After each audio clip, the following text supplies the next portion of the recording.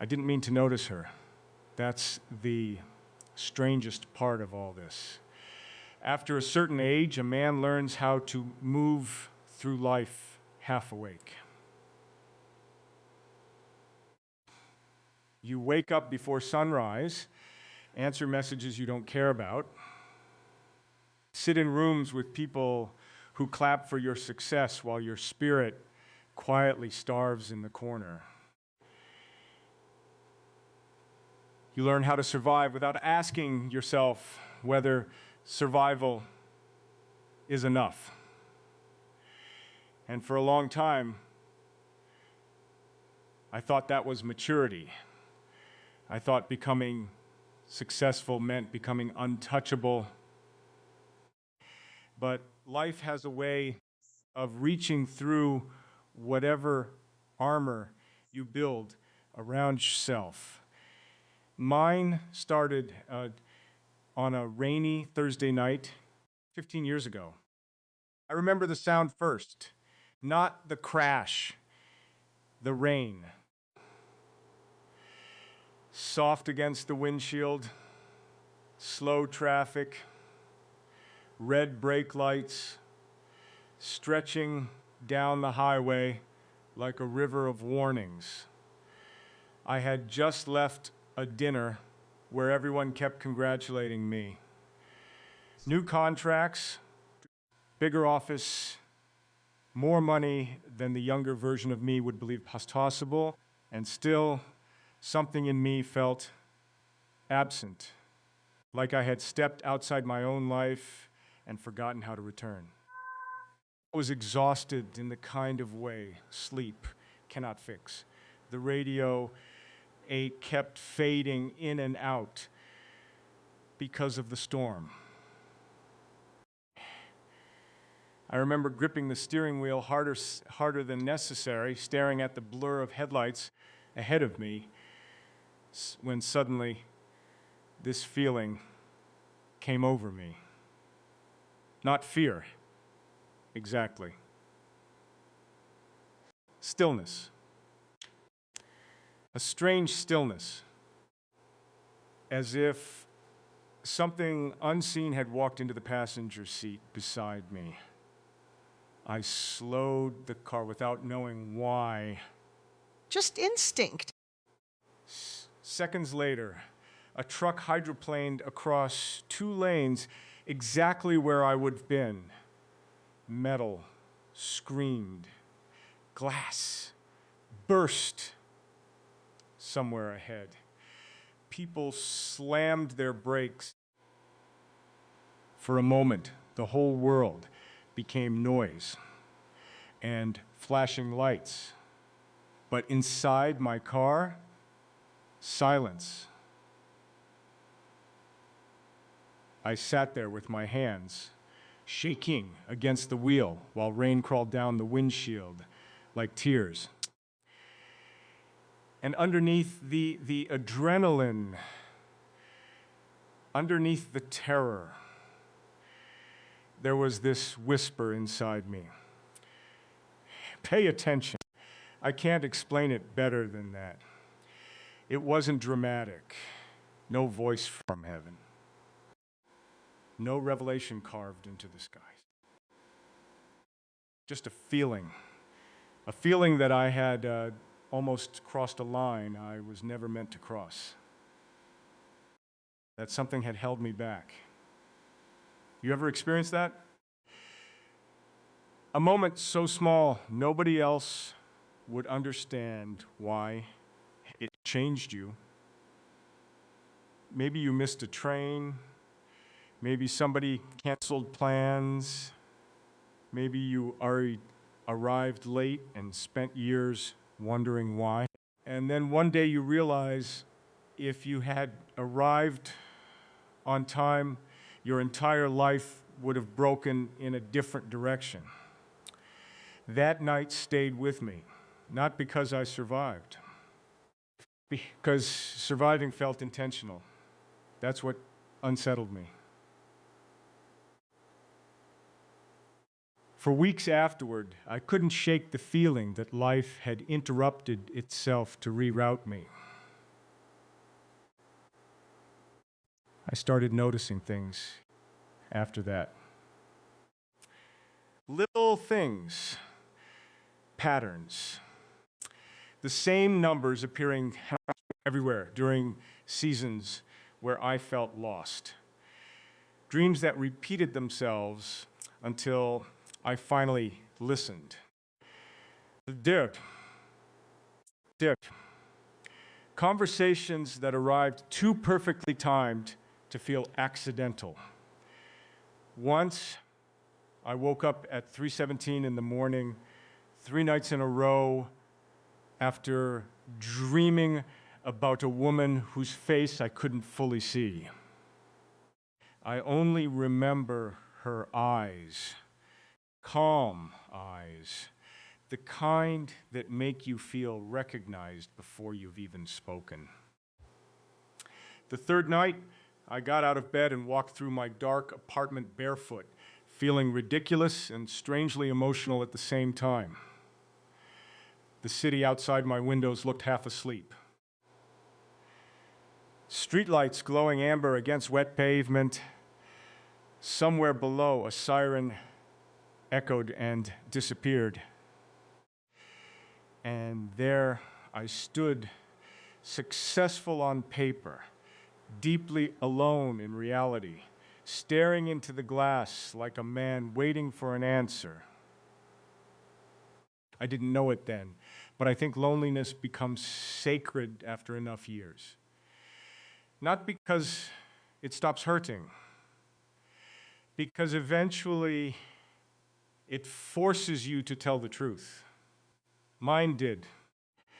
The truth was, I had spent most of my life chasing what impressed people instead of what nourished my soul. And every time life tried pulling me away from the wrong things, I called it bad luck. Relationships collapsing, deals failing, flights missed, people leaving. I thought I was being punished. But somewhere during those quiet nights, something shifted inside me. I stopped calling it coincidence. I started wondering if I was being redirected. There's a difference. One makes you bitter. The other makes you pay attention. And once I started paying attention, I realized how many doors had closed moments before destruction walked through them. There was a woman I almost married once. Beautiful. Brilliant.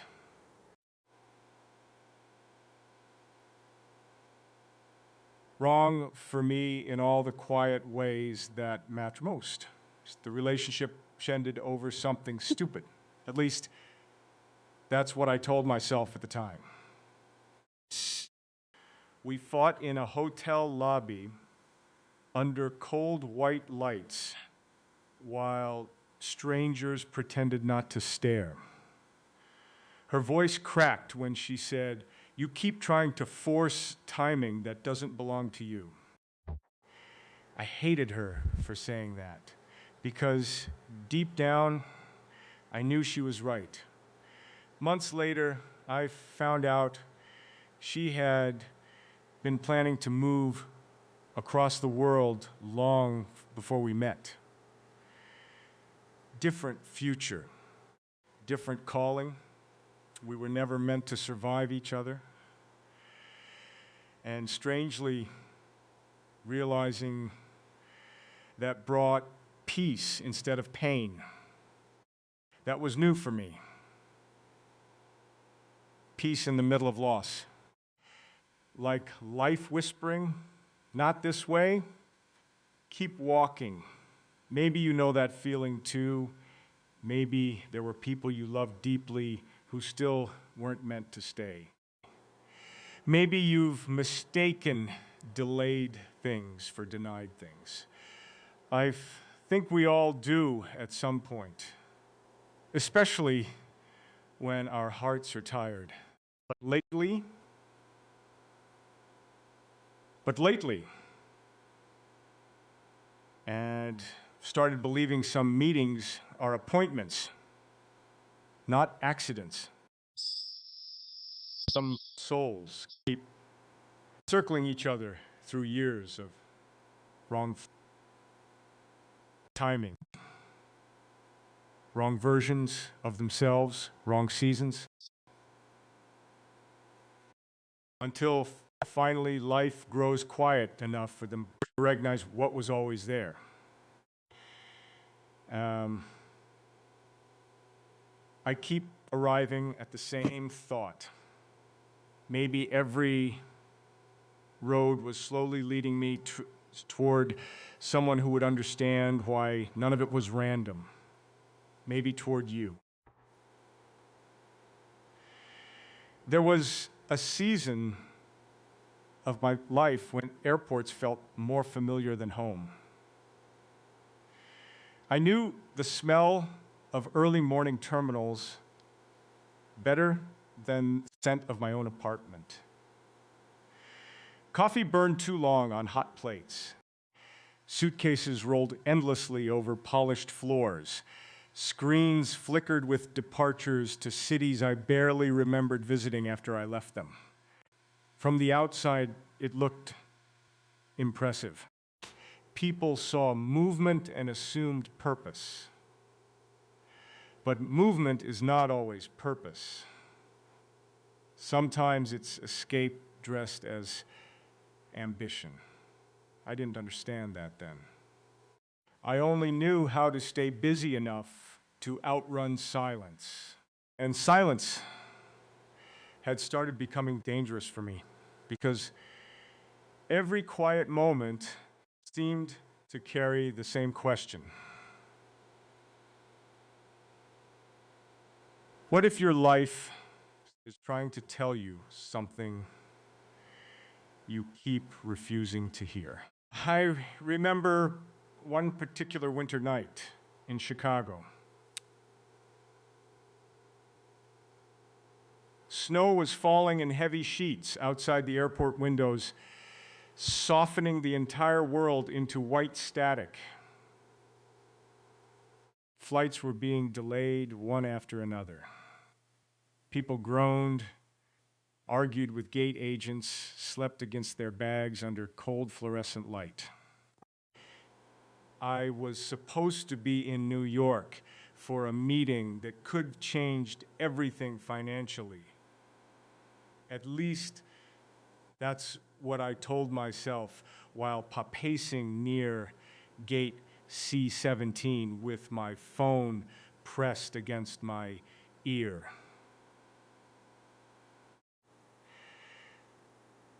But deep down, something in me felt tired of chasing rooms full of people who only valued what I produced. The storm kept worsening. Eventually, the airline canceled the flight completely. I remember standing there angry in a way that embarrassed even me. Not because of the money. Not really. Because I had built my identity around control, and life had once again reached down and rearranged my plans without asking permission. That night, I checked into a small hotel near the airport. Nothing special. Dim lamps, beige walls, a heater rattling like it was fighting for its life, snow tapping softly against the window. I loosened my tie, sat at the edge of the bed, and felt this strange heaviness settle over me. Not sadness exactly, recognition. Like some hidden part of me already knew I wasn't supposed to be in New York that night. I turned on the television for noise, but I barely listened. My attention kept drifting toward the window where snow covered the parking lot in silence.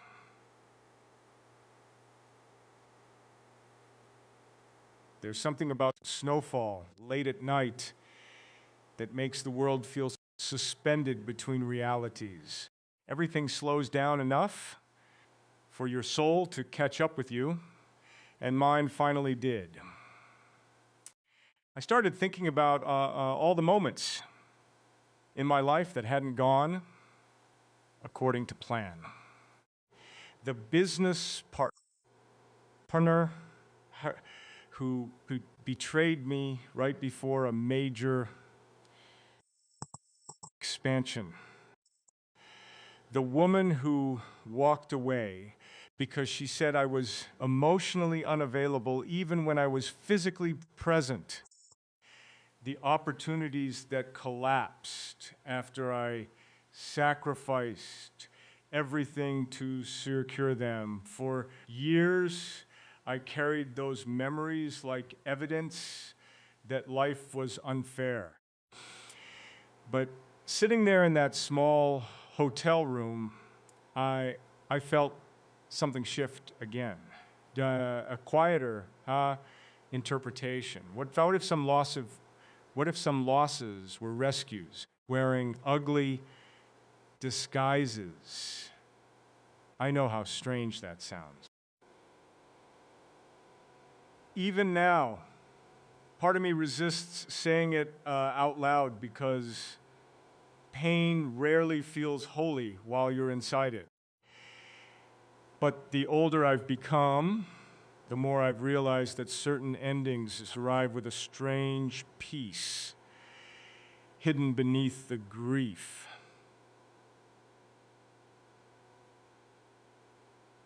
As if your spirit recognizes protection before your mind does. That was the night I stopped believing every closed door was punishment. I started wondering if some doors were closing because another path needed to stay open long enough for me to find it. Maybe you understand that feeling. Maybe there were seasons where everything you wanted disappeared at once.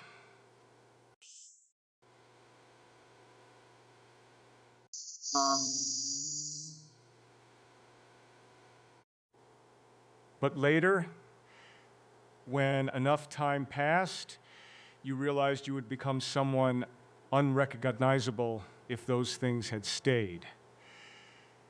Timing changes meaning.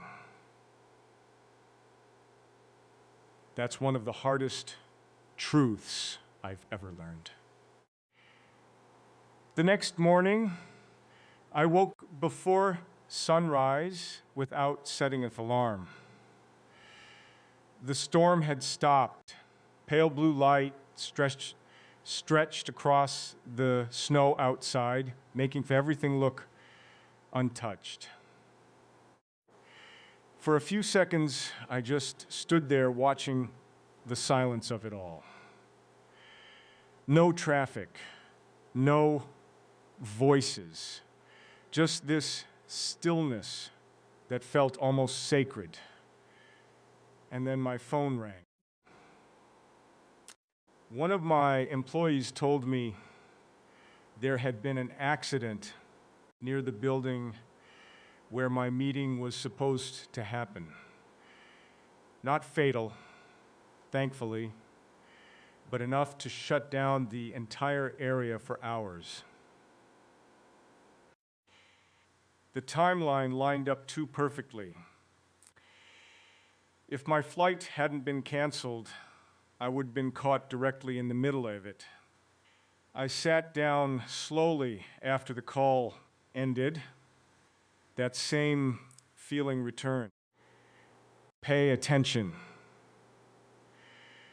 Not fear, not panic, just awareness. I remember staring at my reflection in the dark television screen and realizing how many times life had redirected me right before disaster. Relationships that ended before betrayal surfaced, delays that protected me from choices I would regretted forever. Opportunities that collapsed because opportunities that collapse and because they belong to a version of me I was never meant to remain. And suddenly, for the first time, loneliness stopped feeling empty. It started feeling intentional, not permanent, not hopeless,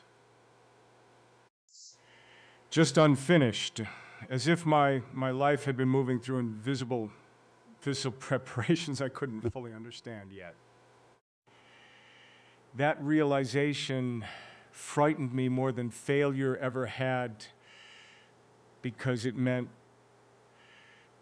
I could no longer pretend everything was random. Patterns began appearing everywhere after that. Certain songs arriving at exact moments. Dreams that lingered longer than memories. Conversations with strangers that somehow answered questions I hadn't spoken aloud. And through all of it, there was this growing sense that someone existed on the other side of my becoming. Someone I had not met yet, but whose presence was already shaping the direction of my life. I didn't know your name, I didn't know your face, but somewhere deep inside me, I think my soul had already started making room for you. There is a particular kind of loneliness that success hides very well. Most people never notice it because achievement creates noise, including noise the person making it. Applause can cover exhaustion for a while. Money can disguise emptiness. Routine can imitate stability. But eventually, life becomes quiet enough that the truth begins echoing through all the spaces you worked so hard to fill. Mine happened during the spring. I lost almost everything that made me feel important. I was 42 years old, running a company that looked powerful from the outs and felt hollow from the inside. My days were packed with meetings, negotiations, flights, and carefully rehearsed confidence. People trusted me to lead because I always sounded certain, even when I wasn't. What nobody knew was that I had started waking up every morning with this unshakable heaviness in my chest. Not physical pain, exactly. More like spiritual pain, exhaustion. I would stand in expensive hotel bathrooms, staring at myself in mirrors brighter than truth, adjusting my tie while wondering why my life no longer felt connected to me. I ignored it for months. That's the dangerous thing about men like me.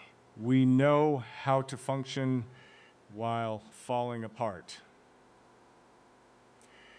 Then came the phone call that changed everything. I was driving through Los Angeles just after sunset when my accountant called to tell me one of our largest investments had collapsed overnight. Years of planning disappeared in a matter of hours because of decisions someone else made behind closed doors. I remember pulling into an empty parking lot beside a grocery store while people walked past carrying flowers, bread, ordinary pieces of life that suddenly seemed more valuable than every contract I had ever signed. The sky above the city was turning dark purple. Palm trees moved gently in warm wind. Somewhere nearby, music played faintly from a passing car. And there I sat, gripping my phone so tightly my hand hurt, listening to numbers large enough to frighten any man. But strangely, underneath the panic, there was another feeling. Relief. I know how unbelievable that sounds. A part of me should have shattered in that moment. Financially, it was devastating. Professionally, humiliating. The kind of failure people whisper about while pretending sympathy. Yet beneath all of it, I felt this strange peace slowly rising through the wreckage like something alive. As if my soul had grown tired of carrying a life that no longer belonged to it. That realization terrified me more than losing money ever could. I drove home that night through streets glowing with rain left over from an earlier storm. Traffic lights reflected against wet pavement like broken pieces of memory. Everything looked blurred and uncertain, which felt appropriate because something inside me was dissolving too. When I finally reached my apartment, I didn't turn on the lights. I just sat darkness, listening to the hum of the refrigerator and distant sirens and outside. There's something honest about darkness when you stop trying to escape it. It removes performance. You can no longer distract yourself with appearances. And for the first time in years, I admitted something out loud. I don't think I'm supposed to keep living this way. The room stayed silent after I said it, but I felt something shift anyway. Not externally, internally, like truth itself had been waiting patiently for me to stop running long enough to hear it. That night, I barely slept. Every time I closed my eyes, memories surfaced. Missed birthdays because of meetings. Relationships neglected in the name of ambition. Entire years spent proving my worth to people who would have forgotten me the moment I stopped succeeding. Around 3 in the morning, I got up and walked onto the balcony. The city stretched endlessly below me, alive with lights in motion, but for once I didn't envy movement. I envied peace. A cold breeze moved through the air, carrying the scent of rain and distant ocean water. And standing there, half awake in the middle of my unraveling, I suddenly remembered something my grandfather once told me when I was young. Sometimes God removes the floor beneath a man because he keeps building his life on the wrong foundation. I didn't understand those words back then. I did now. That collapse wasn't punishment.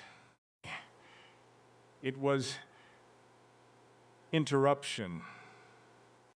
Life had finally become loud enough to stop me from ignoring myself. Maybe you know that feeling too. Maybe something in your life ended so abruptly that it felt cruel at first. Maybe a relationship collapsed, a dream failed, a future disappeared overnight, and all you could see was a loss. But later, after enough silence passed, you realized the ending forced you to become someone more honest. Pain changes shape when meaning enters it. That's what happened to me. The weeks that followed, strange things kept occurring. People I hadn't spoken to in years suddenly reached out. Random conversations answered questions I had been carrying privately. Books fell off shelves, open to pages that felt written directly for me. I know how irrational that sounds. But once you get noticing patterns, it becomes impossible to return to blindness. I stopped calling them coincidences. I started calling them invitations.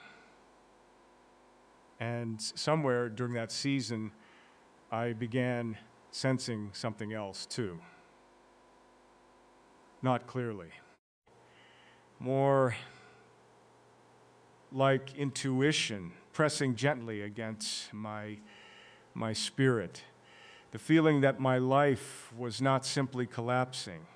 It was rearranging itself around a future I couldn't fully see yet. A future that somehow involved another soul. You. Even before we met, I think life was already teaching me how to recognize you when the time finally came. After the collapse, people expected me to become harder. That's what usually happens when life humiliates a man publicly. He either turns bitter or unreachable. He hides inside control. He learns how to speak without revealing anything real. For a while, I thought I would become that version of myself too. It would have been easier. Numbness often disguises itself as strength. But something unexpected happened instead. I became quieter, not weaker, just quieter. The noise inside me began fading little by little, and once it did, I started hearing things I had ignored for most of my life. Not literal voices, more like emotional truths that had been waiting patiently beneath all the distraction. I began noticing how exhausted I felt after conversations that lacked sincerity, I noticed how peaceful certain moments became when nobody expected anything from me. I noticed that some people entered a room carrying chaos, while others carried calm. And somewhere during that season, I started longing for calm more than admiration. That change surprised me.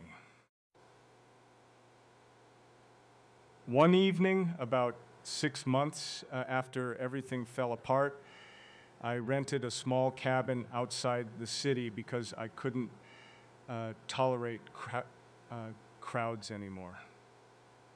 I told people I needed time to think about business decisions, but honestly, I think my soul was asking for silence.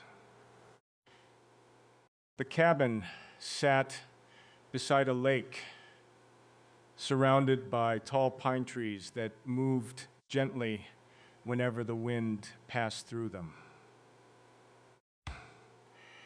At night, the world became so still, I could hear water touching the shoreline from the porch. The first night there, I couldn't sleep, not because I was anxious, because I felt something shifting inside me again. I remember sitting outside, wrapped in an old blanket, while cold air settled over the lake. The sky above me was crowded with stars, brighter than anything visible from the city. Somewhere deep in the trees, branches cracked softly in the darkness. The entire world felt alive but unhurried, and for the first time in years, to outrun my own thoughts. I started thinking about timing. How many moments in my life had seemed wrong until much later? How many delays eventually protected me? How many endings created room for beginnings I couldn't have imagined at the time? And then a strange memory surfaced. Years earlier, during one of the busiest periods of my career, I had met an elderly man while waiting for coffee in a hotel lobby. We spoke for maybe 5 minutes. Nothing extraordinary. But before leaving, he looked at me with this calm certainty and said, building a life too quickly. The important parts haven't arrived yet." At the time, I laughed politely and forgot about it until that night by the lake. Suddenly, those words returned with unusual force, almost like they had been waiting for me to become ready enough to understand them. The important parts haven't arrived yet. I kept repeating that sentence quietly to myself while staring across the dark water. And for reasons I still cannot fully explain,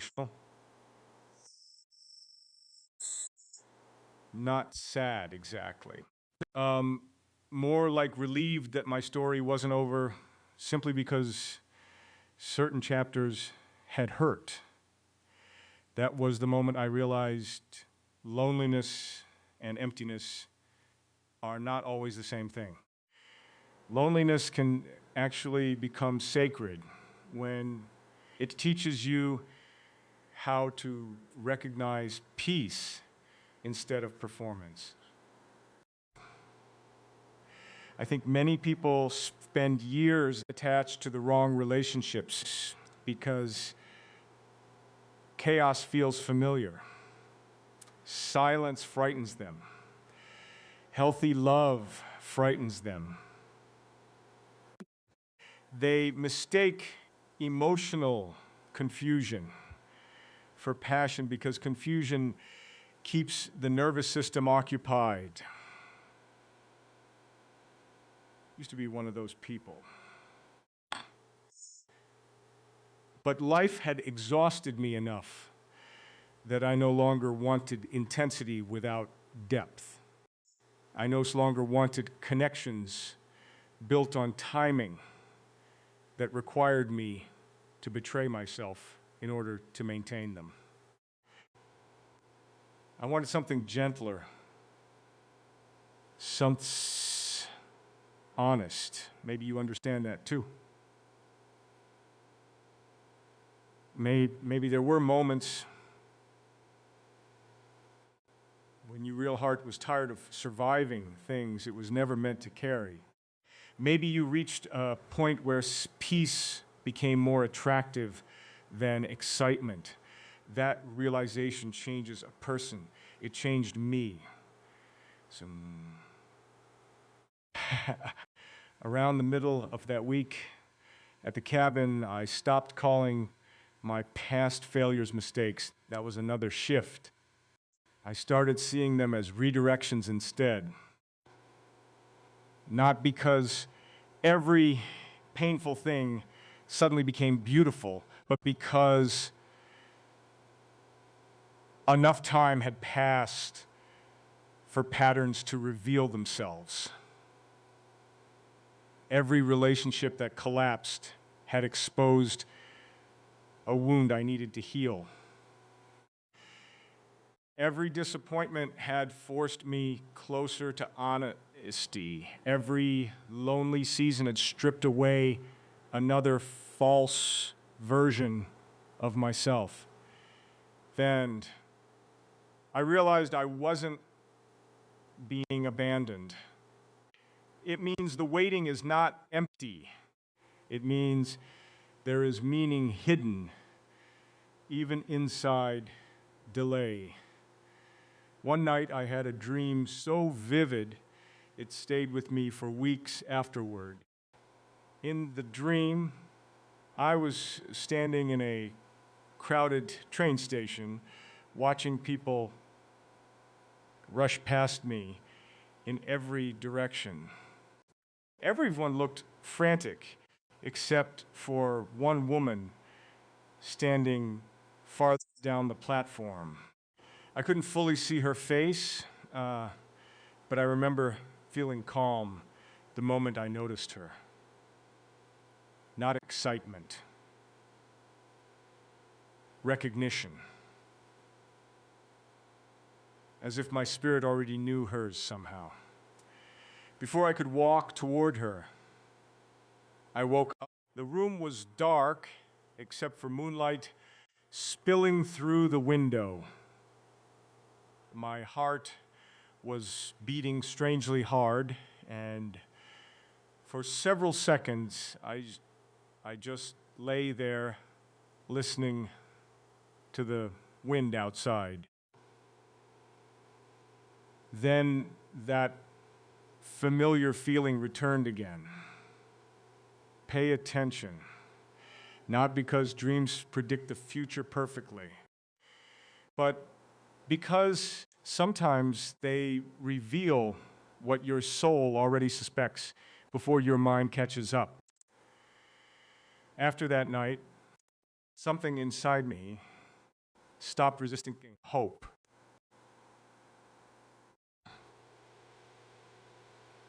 Quietly, carefully, almost reluctantly, I began believing that love might still exist for me, not the rushed kind built on loneliness,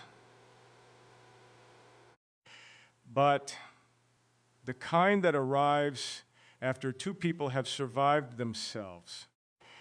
And somewhere beyond my understanding, I felt connected to someone I had not fully met yet. Someone whose life had probably been unfolding through its own strange timing, too.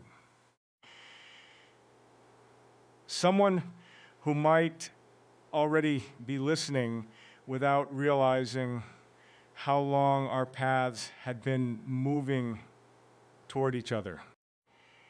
There are moments in life that feel ordinary while they're happening and only later reveal themselves turning points. I think destiny works that way more often than people realize. It rarely announces itself loudly. Most of the time, it enters quietly through small interruptions, subtle feelings, strange timing, and conversations that seem insignificant until years later.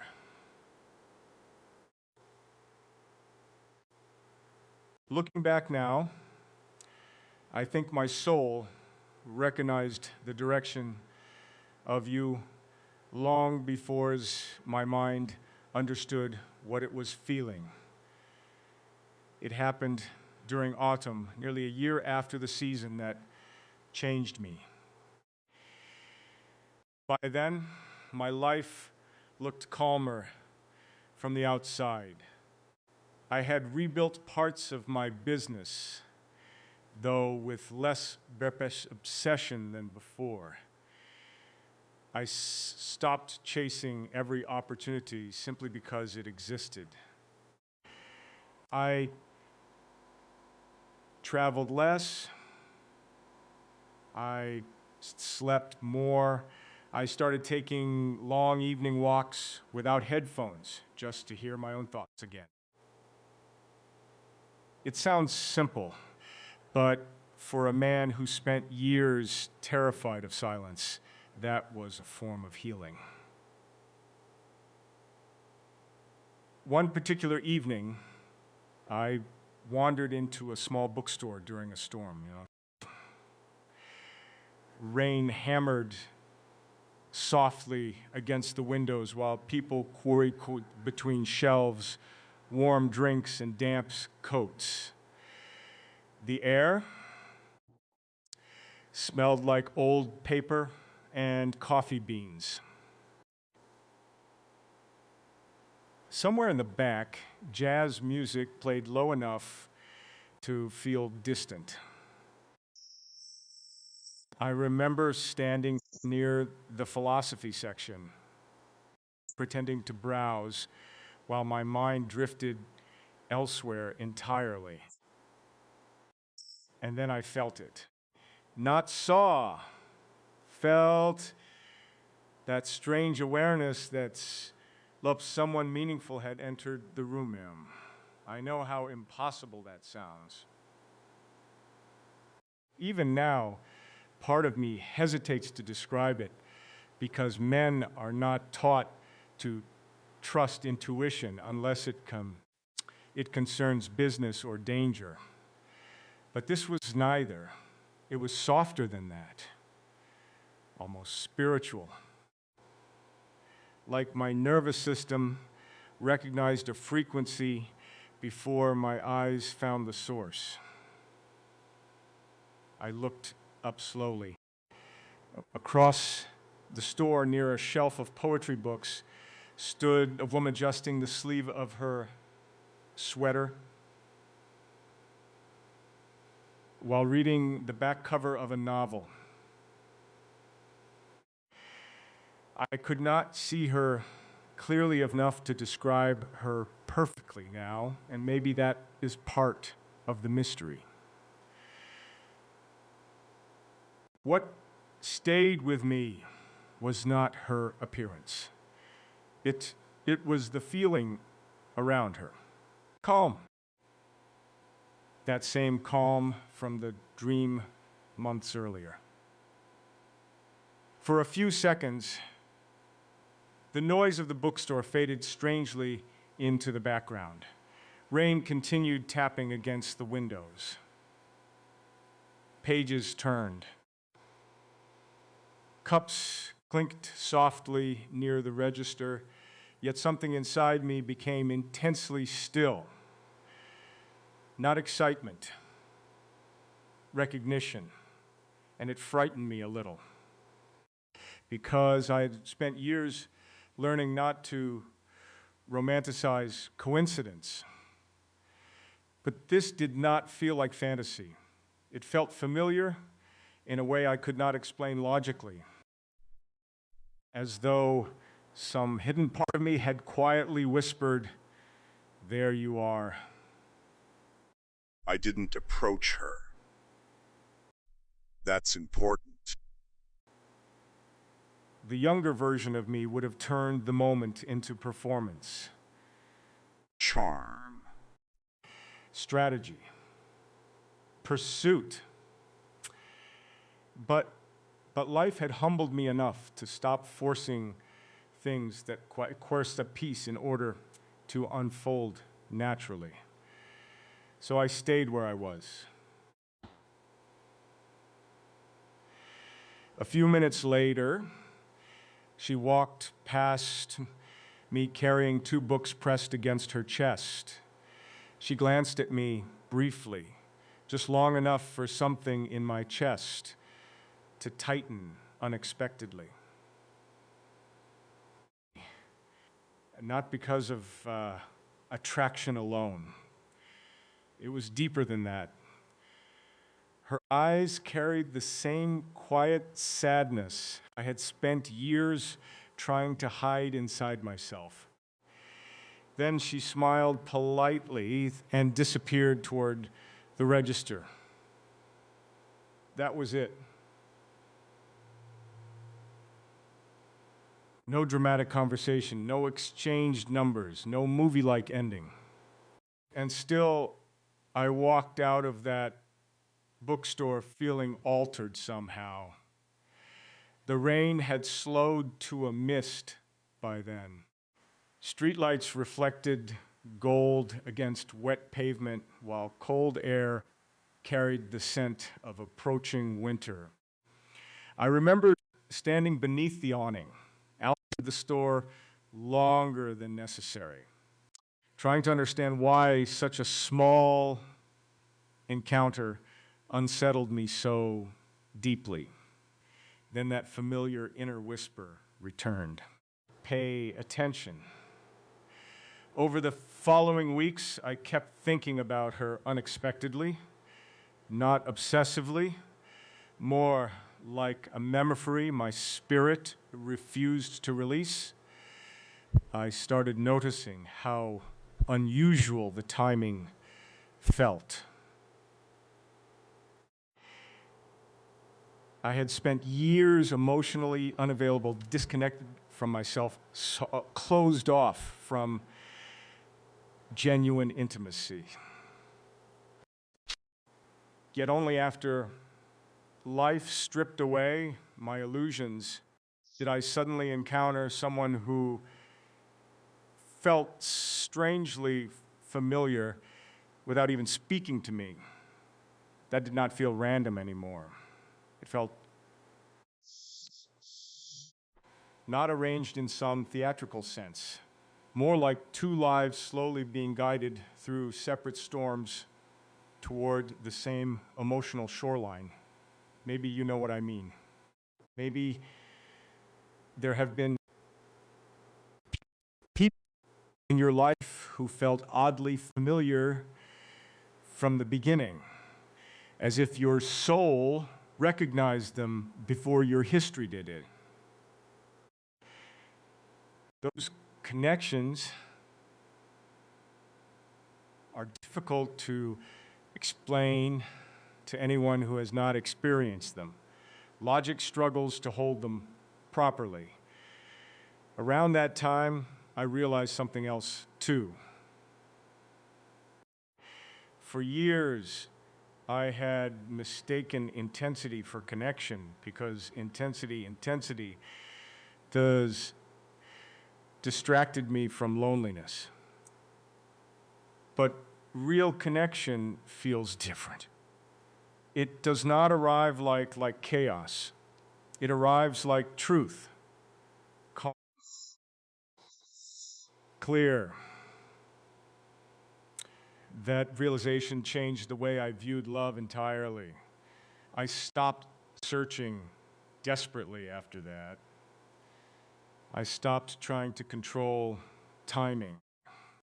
Somewhere in the middle of my healing, I began trusting that whatever belonged in my life would not require me to betray my peace in order to keep it. And strangely, the more I surrendered control, the more life began placing meaningful moments in front of me. Certain songs appeared repeatedly in random places. Dreams became more vivid. Conversations carried strange emotional precision. Even loneliness changed shape again. It no longer felt empty. It felt anticipatory, like waiting at a train station moments before someone important arrives. I did not know then whether I would ever see that woman again.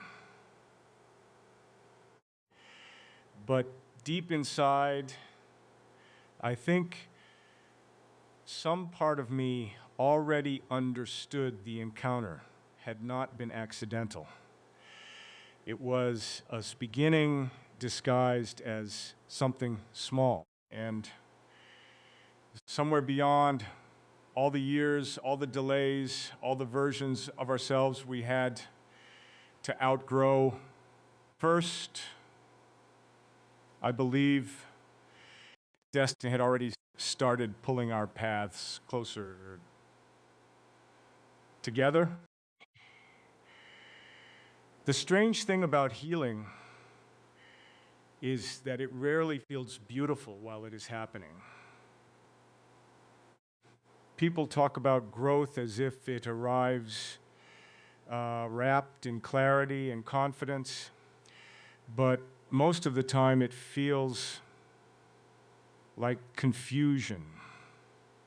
It feels like sitting alone with truths you spent years avoiding. It feels like recognizing your own patterns and realizing some of your deepest wounds were disguised as personality traits for so long that you stopped questioning them. That was the season I entered after the bookstore. For weeks,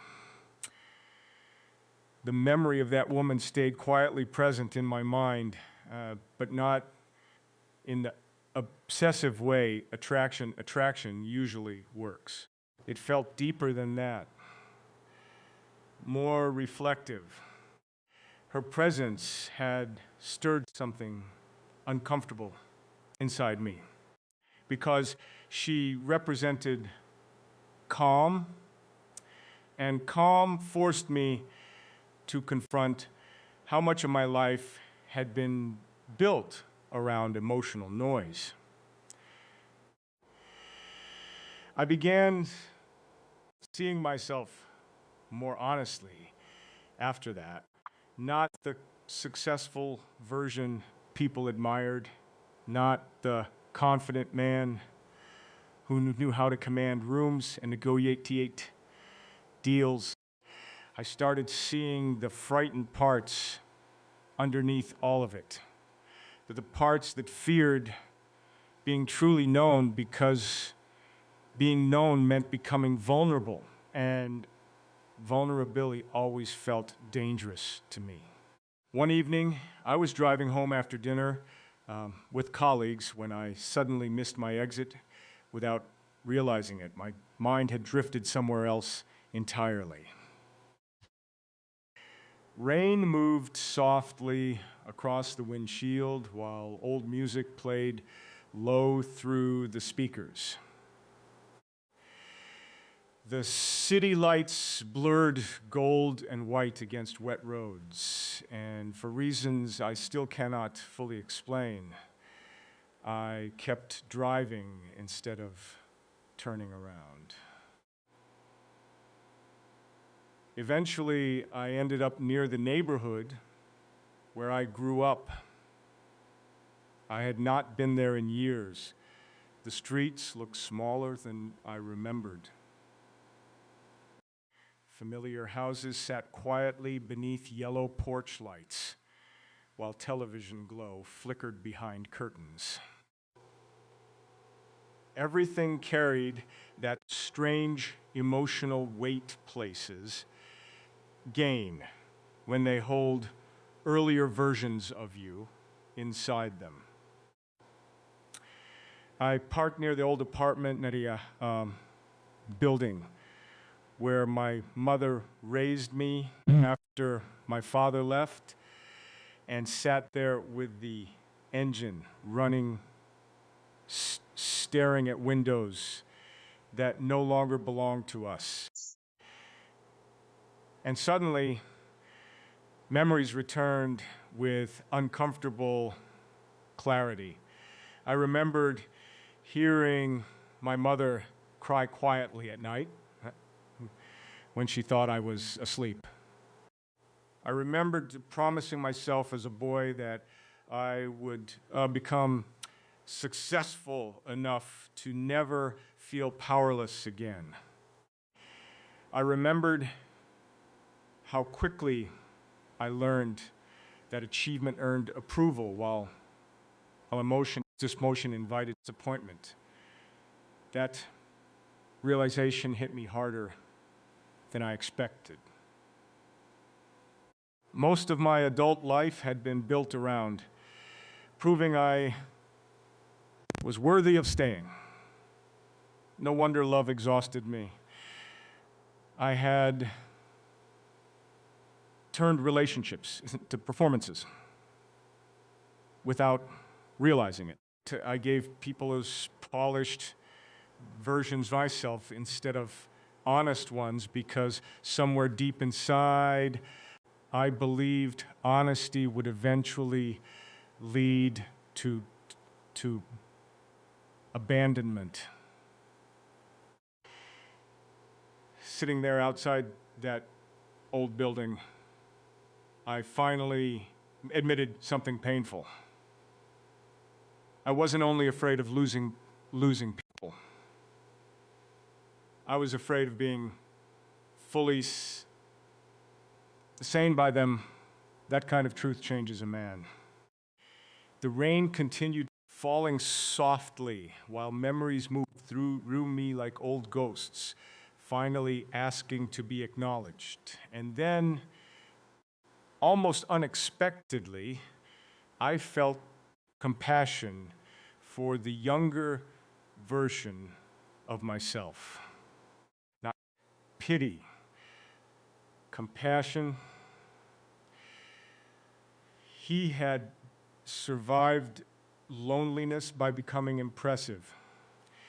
He had built ambition out of fear because fear was all he knew how to control. But survival patterns eventually become prisons if you never outgrow them. That was the night I stopped blaming timing for everything that failed in my life. Some things ended because I was emotionally unavailable, even when my intentions were good.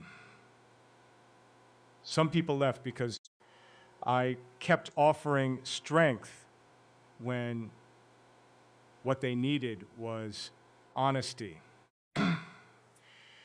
Some doors closed because I was still carrying wounds that distorted how I loved.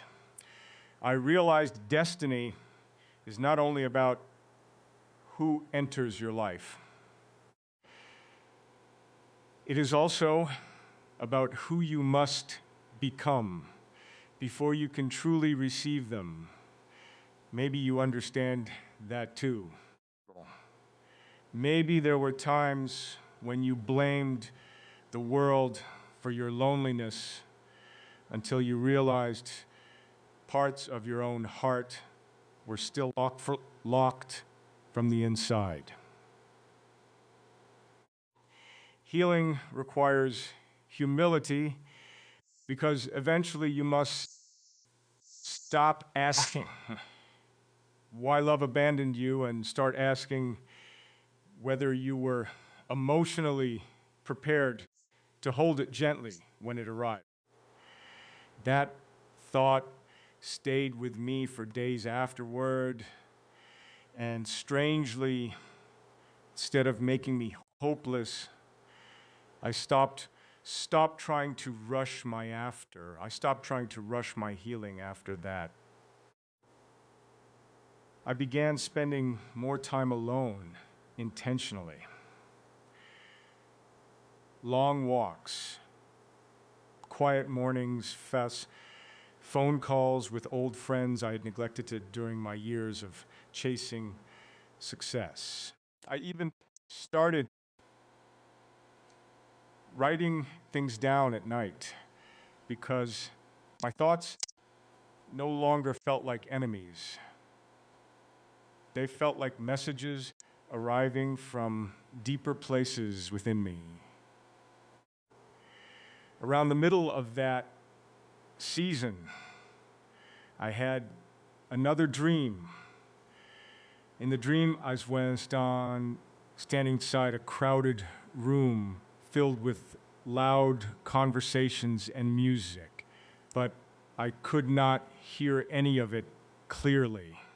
Everything sounded distant, muffled somehow. Then I noticed a woman standing near an open doorway at the far end of the room. Light from outside surrounded her softly, while everyone else remained blurred in shadow. She did not speak. She simply looked at me as if waiting. And for the first time in years, I felt completely calm. When I woke up, dawn light was just beginning to enter my apartment. The city outside remained quiet, suspended in that fragile stillness before morning fully arrives. I lay there, staring at the ceiling, while that familiar feeling settled over me again. Pay attention.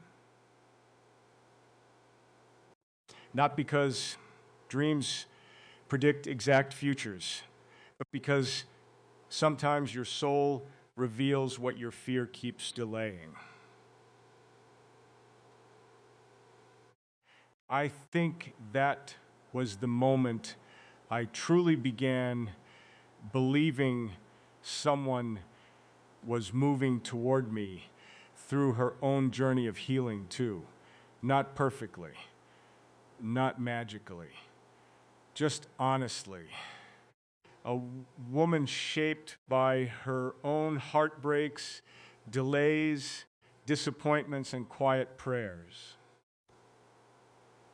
Someone who understood loneliness not as weakness, but as evidence that the heart still knows how to wait for something real.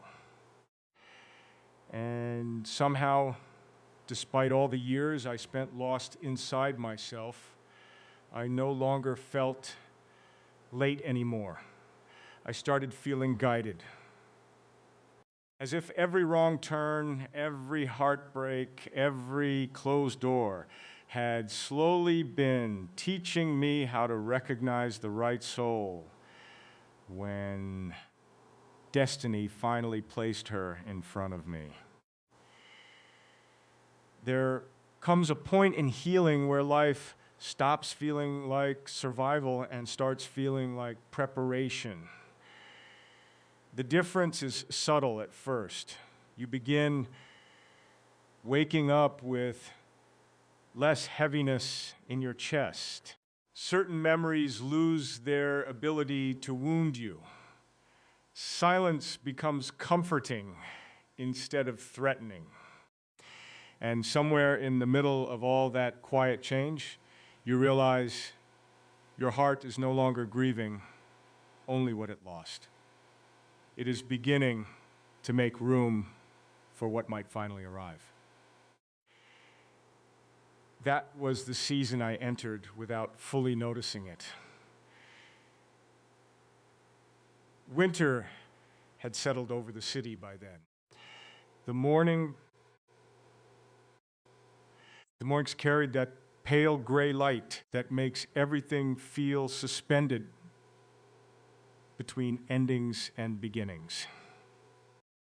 I had developed small rituals during those months. Early coffee before sunrise. Long walks after work without checking my phone. Evenings spent reading instead of distracting myself with noise. None of it looked dramatic from the outside, but internally, my life was changing in ways success had never managed to accomplish.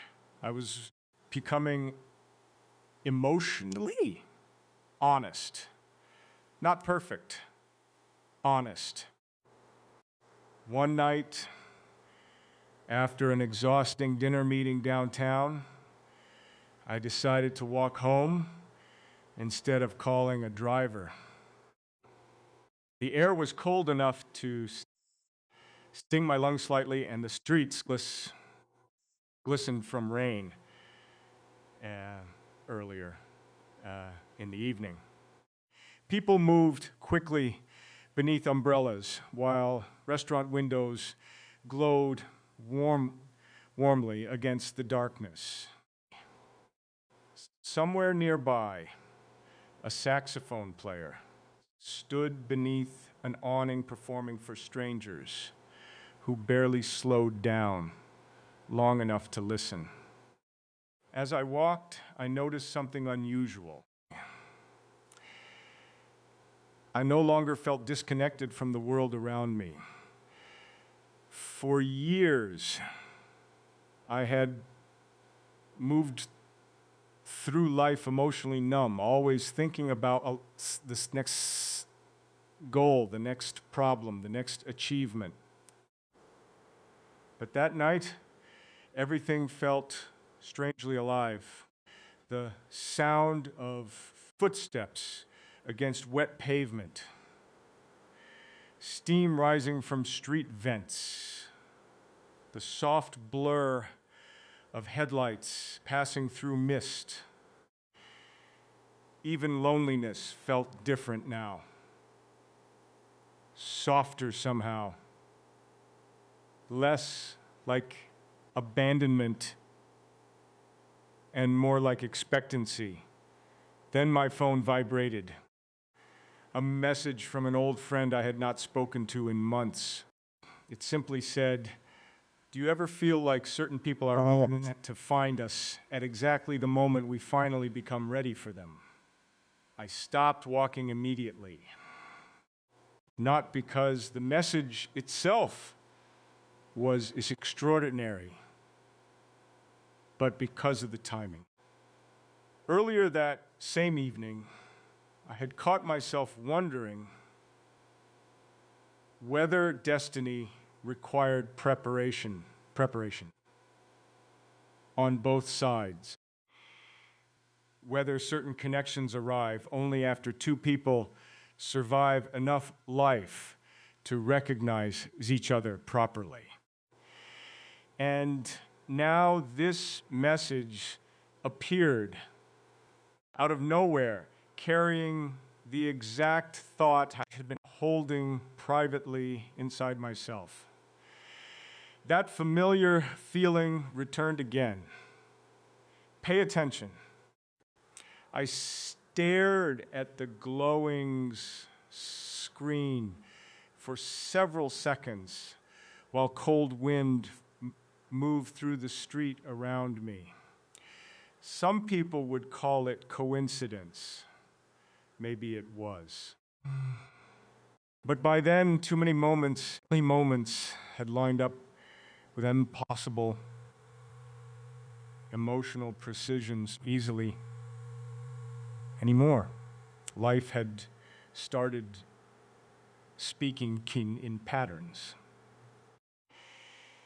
The older I became, the more I realized destiny rarely announced itself through grand miracles. Most of the time, it reveals itself quietly through repetition. The same lesson appearing in different forms, the same emotional truth arriving through strangers, dreams, timing, conversations, and unexplained feelings that refuse to leave you alone. That night, I walked for nearly 2 hours without realizing how far I had gone. The city slowly emptied around me while snow began falling lightly through the dark. Tiny white flakes drifted beneath streetlights, turning ordinary sidewalks into something almost sacred.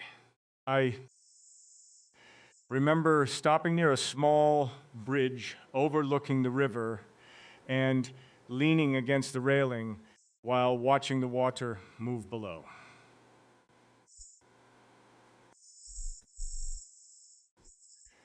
Exactly. Your presence, the strange certainty that somewhere another person existed carrying similar wounds, similar hopes, similar exhaustion from pretending to be stronger than she truly felt inside. I wondered whether you had also experienced moments that made no logical sense, dreams that stayed with you longer than reality, delays that later protected you, relationships that collapsed because they were never meant to carry you into your real future, because that was exactly how I felt standing there above the river, not lonely, guided. Around the middle of that winter, another shift happened inside me. I stopped asking when love would arrive and started asking whether I would recognize it when it did. That question changed everything because it forced me to confront my old habits, honestly. I realized how often fears had disguised itself as independence in my life. How many times I pulled away from closeness the moment it became emotionally real. How often I confused control with safety. But healing had softened something in me by then. I no longer wanted love that required performance. I wanted presence. I wanted the kind of connection where silence feels peaceful instead of awkward. The kind where two people stop trying to impress each other and simply tell the truth. Not because they are fearless, but because they are tired of hiding. Maybe that is what destiny actually does. Maybe it does not magically erase pain or guarantee perfect timing. Maybe it simply keeps guiding two souls through enough experiences that eventually they become capable of meeting honestly. One Sunday afternoon, I returned to the bookstore where I first noticed that woman months earlier. I told myself it was accidental, but deep down I knew better. Some part of me hoped life might repeat itself. The rain outside sounded almost identical to that first evening. Warm lights glowed against Jen's shelves lined with worn books. Coffee drifted through the air, but she was not there. At first, disappointment touched me briefly. Then, unexpectedly, peace followed right behind it. Because for the first time in my life, I trusted timing enough not to force answers before they were ready to arrive. I think that was the real transformation. Charlatan chasing destiny impatiently. I was walking with it, and somewhere beyond all the visible pieces of my life, I could feel our paths continuing to move toward each other quietly, steadily, as if the universe itself understood that some meetings require years of invisible preparation before two hearts are finally able to recognize what was always meant for them. I used to believe timing was something you conquered.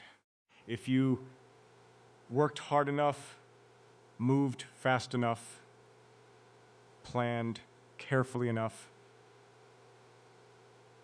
life would eventually reward your effort with the right outcomes at the right moments. That belief shaped most of my younger years. I rushed everything.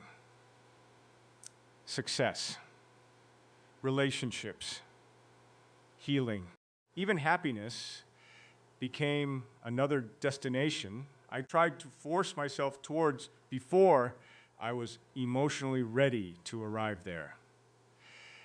But destiny does not move according to urgency. It moves according to readiness. I understand that now in ways I could not have understood before life humbled me. The realization came during a quiet Sunday evening near the end of winter. I had spent most of the day organizing old boxes in my apartment because something inside me suddenly wanted simplicity. Years of my life sat stacked in those boxes. Photographs, old notebooks, business cards from people I lived, plane tickets from cities that once felt important and now meant almost nothing. It amazed me how much of human life eventually becomes paper and memory. Outside, rain moved steadily against the windows, while soft music played from another apartment somewhere down the hall. The entire evening carried that reflective feeling certain nights possess, as if time itself slows down long enough for hidden truths to rise gently to the surface. At some point, I found an old journal I had written in during my late 20s. I almost threw it aside without opening it, but something stopped me. No? So I sat down on the floor beside those half-owned boxes and began reading words written by a younger version of myself I barely recognized anymore. What struck me first was not ambition, it was loneliness. Page after page, described a man desperate to prove himself worthy of love through achievement. I wrote about exhaustion constantly, fear constantly. The pressure to become someone impressive enough that nobody would ever leave me behind again. Even my dreams back then sounded restless. Everything in that journal carried the energy of someone running from emptiness instead of toward purpose. Then I reached one particular sentence that made me stop breathing for a moment. I keep meeting people I admire, but nobody who feels like peace. I stared at those words for a long time. Because years later, after all the heartbreak and collapse and healing, peace had become the very thing I valued most. Not excitement, not perfection. Peace. The kind that settles into your spirit quietly and makes you feel safe enough to stop performing. And suddenly I understood something that changed the way I viewed my entire past. If I had met the right person back then, I would not have known how to keep her safely. Not because I was evil, because I was emotionally unfinished. That truth hurt and healed me at the same time. For years, I mourned certain relationships as missed destiny. But sitting there on the floor with the rain whispering against the windows, I realized many of those connections ended because we met too early in our becoming. We were trying to love each other through wounds we had not yet acknowledged inside ourselves. Timing matters more than people realize, not because love is fragile, but because humans are. Maybe you understand that too. Maybe there are people you once believe were your forever, only to really or later you were both carrying unresolved pain into something that required emotional maturity neither of you possessed yet. That does not make the connection meaningless. Sometimes people enter our lives to shape us, not stay at them. And strangely, realizing that filled me with compassion instead of regret. Around the middle of that evening, another memory surfaced unexpectedly. Years earlier, after one particularly painful breakup, I had gone to visit my mother. She made tea while I sat at her kitchen table, pretending I was fine. Parents always know when you are pretending.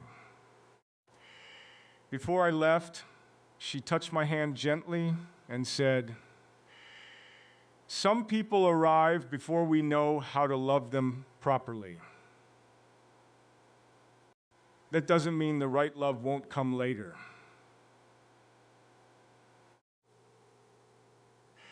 I dismissed those words at the time because pain makes wisdom difficult to hear. But now, years later, they returned with startling clarity. The right love won't come later. not because we are being punished through delay, because certain souls require preparation before they can truly meet. That thought settled deeply into me while evening darkness slowly filled the apartment. I began seeing my entire life differently after that. The failed relationships, the narrow escapes, the closed doors, the loneliness, none of it looked random anymore. It looked instructional, as if life had been shaping both my heart and my timing simultaneously. And somewhere within that understanding, you appeared again in my thoughts, not as fantasy, as inevitability. I started wondering whether your life had unfolded through similar delays, whether you also spent years believing you were late, while destiny quietly protected you from arriving too soon. Whether you carried your own history of almosts and not yets and relationships that taught you what real peace should feel like when it finally arrives. Because I no longer believed meaningful love was built only through chemistry or chance encounters. I believed it was built through timing that finally aligns after years of invisible preparation. That night, I walked onto my balcony just before midnight. Rain had stopped completely.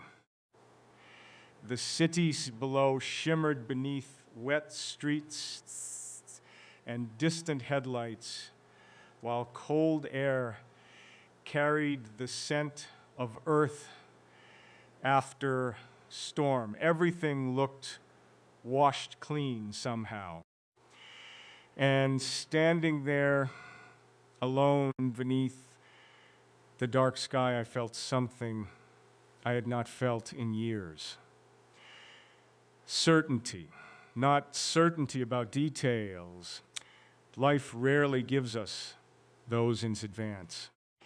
But certainty that my heart was no longer wandering aimlessly through the world.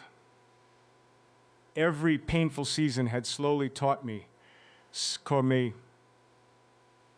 to recognize depth instead of distraction. How to choose honesty over performance, how to value peace over intensity. Most importantly, it taught me that being late is not the same thing as missing what was meant for you. Sometimes destiny keeps two people apart until both of them become capable of receiving the love they once would have mishandled. And for the first time, I no longer feared the years it took to be this version of myself. Because somehow, deep down, I knew your journey had been unfolding beside mine all along. There are moments that divide a life into before and after without announcing themselves beforehand. They arrive dressed like ordinary days, nothing dramatic in the sky. No music swelling in the background, just a quiet shift so deep inside you that afterward, even your memories